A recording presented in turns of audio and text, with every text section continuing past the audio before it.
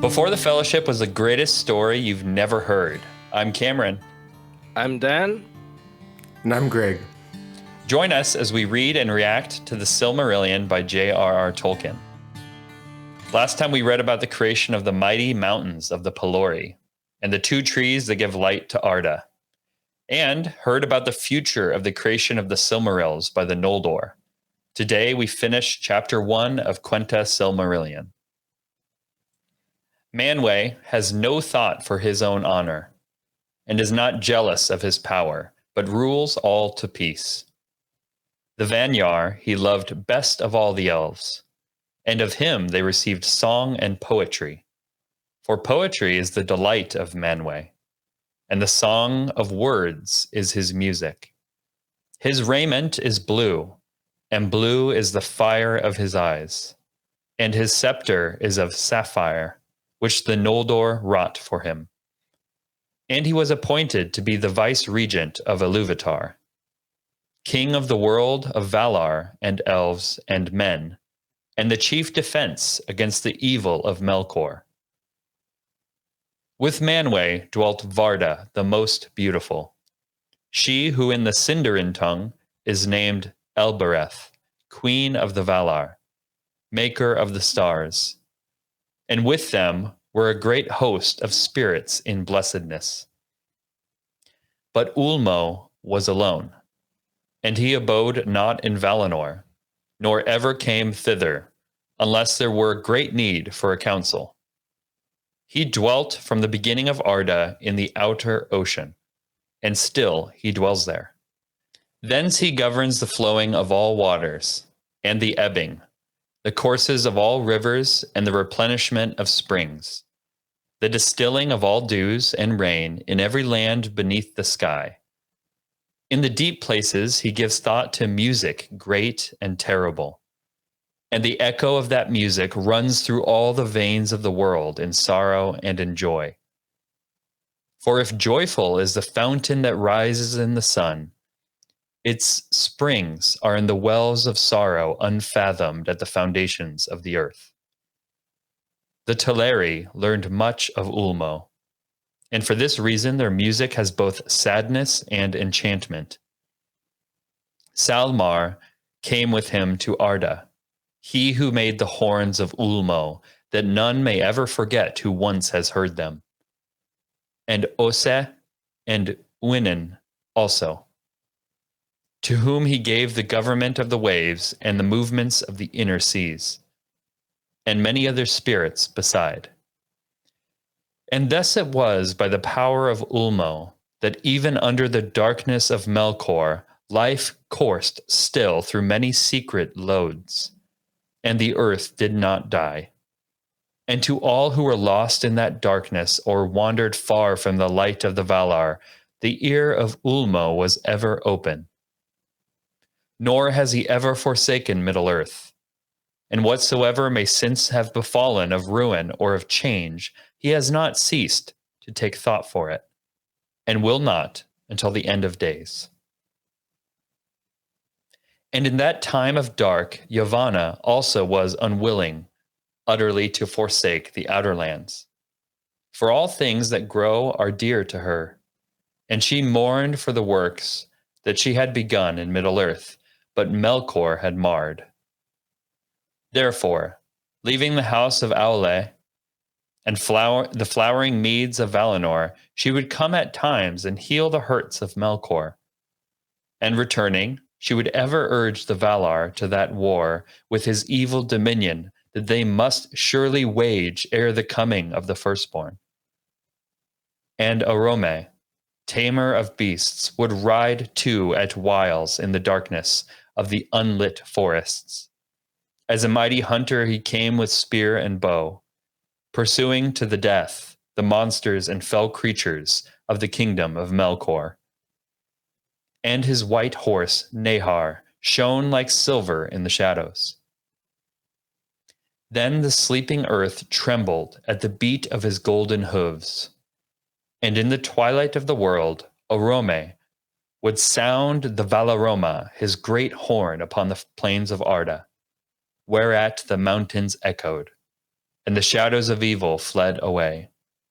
And Melkor himself quailed in autumnal, foreboding the wrath to come. But even as Arome passed, the servants of Melkor would gather again, and the lands were filled with shadows and deceit. Now all is said concerning the matter of the earth and its rulers in the beginning of days, and ere the world became such as the children of Iluvatar have known it.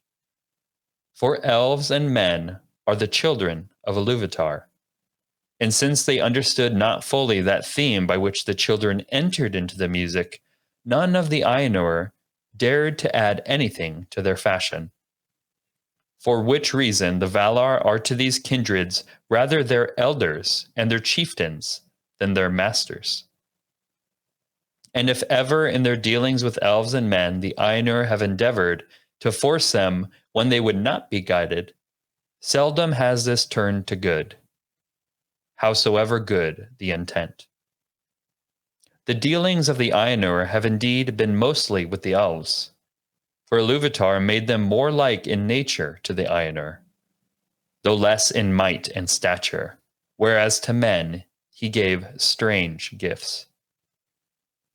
For it is said that after the departure of the Valar there was silence, and for an age Ilúvatar sat alone in thought. Then he spoke and said, "Behold, I love the earth, which shall be a mansion for the Quendi and the Atani. But the Quendi shall be the fairest of all earthly creatures, and they shall have and shall conceive and bring forth more beauty than all my children, and they shall have the greater bliss in this world. But to the Atani I will give a new gift." Therefore he willed that the hearts of men should seek beyond the world, and should find no rest therein, but they should have a virtue to shape their life amid the powers and chances of the world, beyond the music of the Ainur, which is as fate to all things else. And of their operation everything should be, in form and deed, completed, and the world fulfilled unto the last and smallest. But Ilúvatar knew that men, being set amid the turmoils of the powers of the world, would stray often, and would not use their gifts in harmony. And he said, "These too in their time shall find that all they do redounds at the end only to the glory of my work." Yet the elves believe that men are often a grief to Manwe, who knows most of the mind of Ilúvatar. For it seems to the elves that men resemble Melkor most of all the Ainur, although he has ever feared and hated them, even those that served him. It is one with this gift of freedom that the children of men dwell only a short space in the world alive, and are not bound to it, and depart soon whither the elves know not. Whereas the elves remain until the end of days, and their love of the earth and all the world is more single and more poignant, therefore. And as the years lengthen, ever more sorrowful. For the elves die not till the world dies, unless they are slain or waste in grief. And to both these seeming deaths they are subject. Neither does age subdue their strength, unless one grow weary of 10,000 centuries. In dying they are gathered to the halls of Mondos and Valinor, whence they may in time return. But the sons of men die indeed, and leave the world, wherefore they are called the guests, or the strangers. Death is their fate, the gift of Ilúvatar, which as time wears even the powers shall envy. But Melkor has cast his shadow upon it, and confounded it with darkness, and brought forth evil out of good, and fear out of hope. Yet of old the Valar declared to the elves in Valinor that men shall join in the second music of the Ainur, whereas Ilúvatar has not revealed what purposes for the elves after the world's end, and Melkor has not discovered it.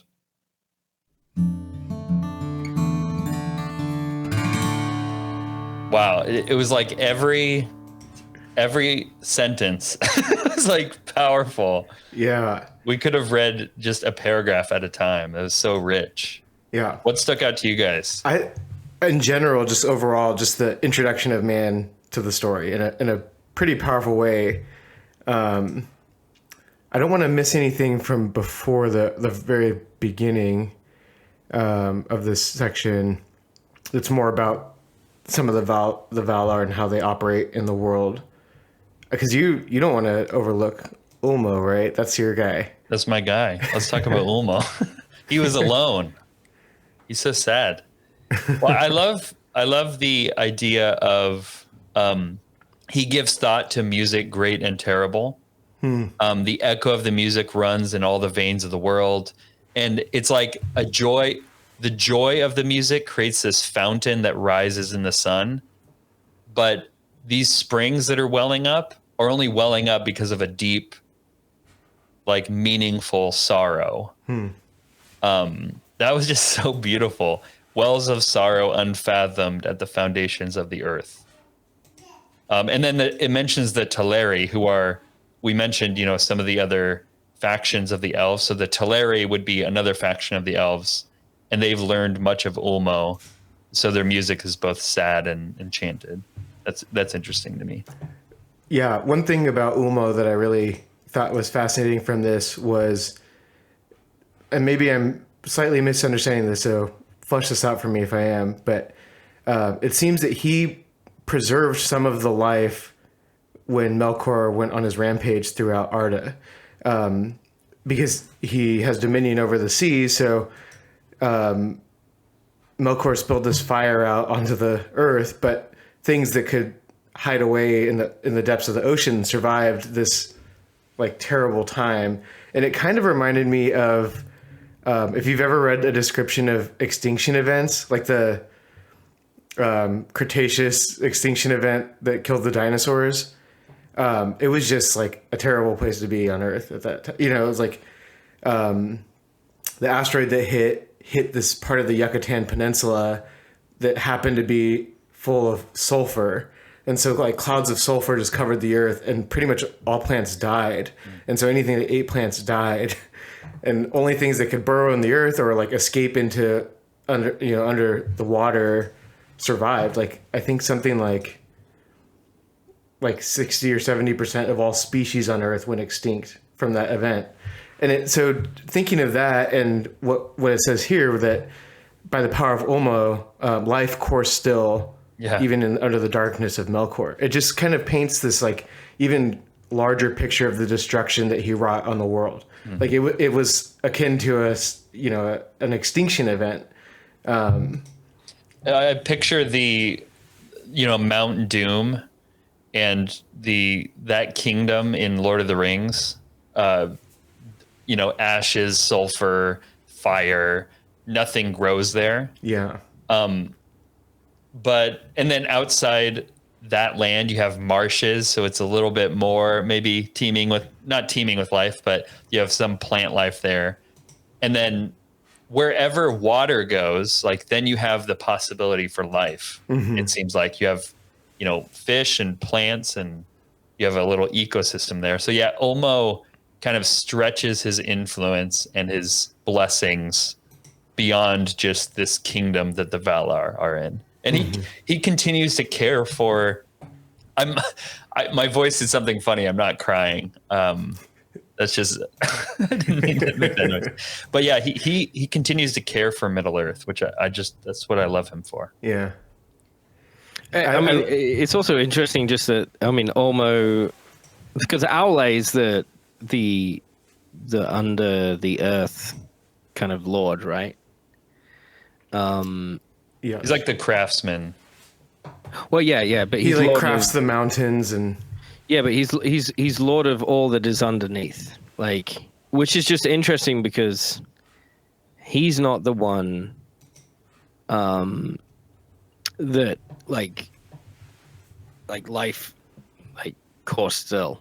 Like it was Olmo who did it. It's just it's an odd thing that Melkor, who is a kingdom under essentially, is not being put at bay by Aule, but it's Olmo who does it. Even though, that's odd to me. Why is that? Why do you think that is? Well, Well, I I don't think know of if it- Aule is concerned with the depths of the earth. Well, I guess if you consider like the mining, like under the earth, like the caves, anything that's crafted, Aule would be the lord of. Yeah, but he's lord of all that's underneath. I mean, at least that's according to. I might be wrong on this, so let me just check it. There's a lot of names. Rock and metal. So like rock and metal, I mean, implies things that. Yes, he's manipulating those things. I mean, he obviously fashioned the dwarves, so there is a sense that he is lord over them. It's just interesting that it's the water lord that is the one that is able to sort of combat. Well, one thing that kind of follows that in the text and in terms of what we're talking about is that Yavanna, who's the giver of fruits, is the one who kind of, rallies everyone to war against Melkor,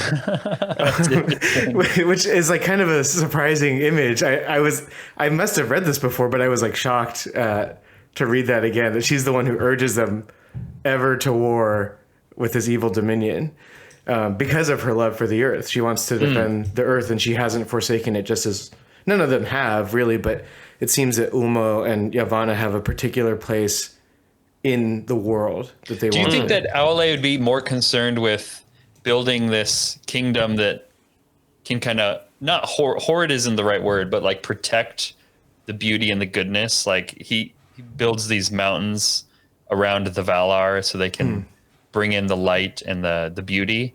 Whereas, who was the queen you just mentioned? Valier? Yavanna. Yavanna. Yeah, she would be concerned more with the, I guess, ecosystem, for lack of a better word. And Olmo is kind of one of the lifebloods of that ecosystem. So maybe their concern just stretches out beyond their kingdom. That's cool. They do seem to have a particular love for Middle Earth. Yeah. And then we heard we heard Elbereth, right? We were talking about that last time. Was Yeah, Elbereth, yeah. Elbereth. That's the name of Varda, right? The queen of the Valar. Yeah. Isn't Yeah, that the vial? Didn't he? Doesn't that have to do with Elbereth? The light of Elbereth, something like that? Elbereth is like the creator of the stars in the heavens, in a sense, right? So, am I remembering that correctly? Google. Thanks, Google. That's kind of her domain, is the stars. Yeah, you're right. So maybe just the light of one star. Well, yeah, no, the light of Arendelle, which is the sailor guy I was talking about in the previous. Okay, so on top of Leathertop, Frodo he yells, Elbereth. He yells, "Oh, Elbereth," which I think we talked about this before. I think we did, Greg, yeah, you we brought did. it up, and you said it was like somewhat of a euphemism, not a euphemism, but just more. Does he really know what he was kind of invoking? It kind of just came out of him. Yeah, like he knew that it was something he should do, but maybe didn't know much of And what then it meant. Aragorn says to him in the book that name is deadly to the Nazgul. That's cool. That is way cool. So we touched on this a little bit, and I'd love to dive deep into this, is how man is introduced into this. Right. All the children of Iluvatar are. So, and I see you highlighted this, Dan. Now all is said concerning the manner of the earth and its rulers in the beginning of days and ere the world became such as the children of Iluvatar have known it. So everything that we've read before this was just the formation of the world and all kinds of changes that went on into it. But now we're kind of getting into the meat of things where that's established, and it's the time for elves and men. I do think that like this is the last chapter of setting the stage. I do think that the next time we read, it's like now we have more characters doing plot, basically. So the difference between men and elves is highlighted here, which is really cool. You know, I was just gonna say that they are both the children of Ilúvatar. But the distinction is what, Cam? Well, that, you know, elves live and die with the earth. So they live as long as the earth lives, and they, unless they become incredibly sad or are slain in battle, which when you realize that they can live, you know, 10,000 centuries, and then you have elves deciding to go to battle for something they believe in is an incredible just thing to think about. But then I know this struck everyone here, was calling death the gift of Ilúvatar. Oh yeah, the limitedness of man's life as death, and it's something that, you know, Melkor darkens and makes confusing, and, you know, introduces probably suffering to it. But I just love, I mean, let's talk about that a little bit, that death is their fate, the gift of Ilúvatar. And then, which as time wears on, even the powers shall envy. So I assume that means that's amazing. I mean, is this a small, like, little, is this the product of Tolkien's, like, musings on, like, I don't know, like, I can't really talk about it without talking about Christianity. I'm sorry. But like for a Christian, at least for a Catholic who would say that there's no opposition to science and faith, how do you reconcile evolution with the faith? Right. This is a big question that a lot of Catholics will have, and the problem is that, at least from Scripture, is revealed that death didn't enter into the world until Adam's sin. So how can it be that evolution is real and that, you know, the first two humans is real also? And I think that in my mind, at least, like I'm immediately just brought to this reality of like, well, I'm guessing that Tolkien was a thinking man, and that he mused on these things and understood that probably evolution is likely true. Is it contradictory to the faith? Maybe not. Maybe death, in a certain sense, in a very strict sense, is something that brings greater communion with Creator, right? But somehow that got like really messed up, and pain went wrong, and a shadow, and it's confounded with darkness, and somehow there's evil that's been brought out of a good that was originally there, and fear that was brought out of this hope that was originally there. And like, for a moment I thought you were just saying this off the top of your head, and then I realized you're reading the text. Wait, you're reading? I was looking at the text. Yeah, I was looking at the text as I was saying it. I was crying. Now I'm not going to cry over what you're saying.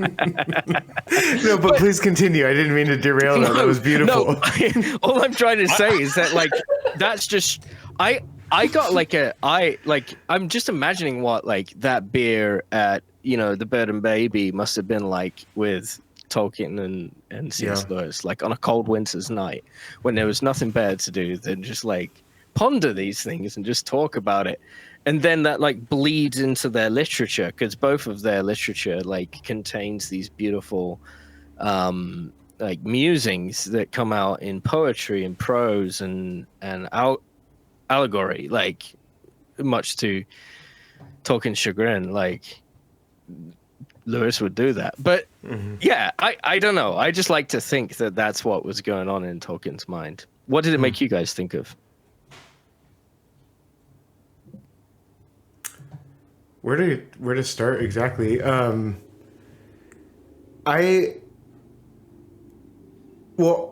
I back up just a little bit before we continue the death talk? But I like how it says that the Ilúvatar were more like to the Ainur, and just less in might and stature, whereas to men he gave strange gifts. And so to the you mean Ainur, the elves were more like the elves were more like the Ainur in the mind of Ilúvatar. Yeah. But men have these strange gifts, and it seems that they're strange to both the elves and to the Ainur or Valar. They're like strange gifts that even they don't quite understand. I think it said that in the music of Ilúvatar early on that. Yeah, there were themes they didn't know about. They didn't know. Came later. There were things that were kind of mysterious to them about mankind, but that they loved them for that. They thought, and it was just another glimpse into the mind of Ilúvatar. And one of the things that they talk about these gifts, one of these gifts perhaps, is that they should have a virtue to shape their life amid the powers and chances of the world beyond the music of the Ainur. And that, I think, is pretty interesting. And that might be something that is kind of like death has to be a part of that. Like those things kind of go together for them to be able to do these things that are beyond the music of the Ainur. It's kind of like a certain degree of free will that they have beyond what the elves seem to have. The elves do make choices, and we'll see that a lot. And a lot of them are bad choices that aren't really, and it even already mentioned that the Valar will give them counsel and guidance, and they refuse it sometimes, and it always turns out poorly for them when they do. So they do have some sort of choice in things, but in a certain sense, that's all captured within the music of the Ainur that already exists. And what humans are able to do somehow goes beyond that. They have an ability to do things beyond that, and yet, just like Melkor and his discord that he tried to sow into the music, everything that they do, whether good or bad, redounds to the glory of Ilúvatar. Still, I don't know, and maybe death is part of that. Maybe like that, you can't have both of those things separately. I don't know. I want to think about that more, but I'm curious what Cameron has to say about this too. No, I'm not curious about what I have to say because we've been running pretty long, and I don't think I could put it as beautifully as you put it. That was really good. I think in the future some of these questions, and anyone who's listening, you can send us feedback, and if you want us to do longer shows on any particular topic, maybe we can just have a conversation about one of these themes in the future.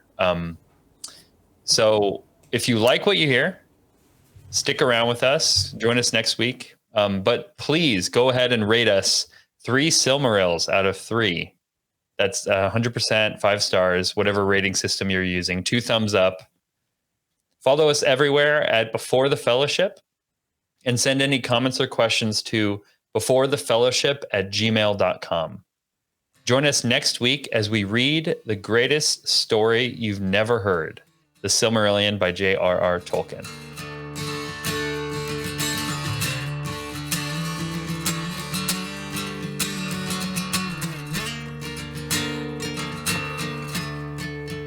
Before the Fellowship was the greatest story you've never heard.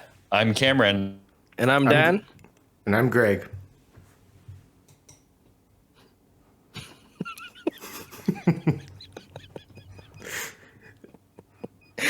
Muted.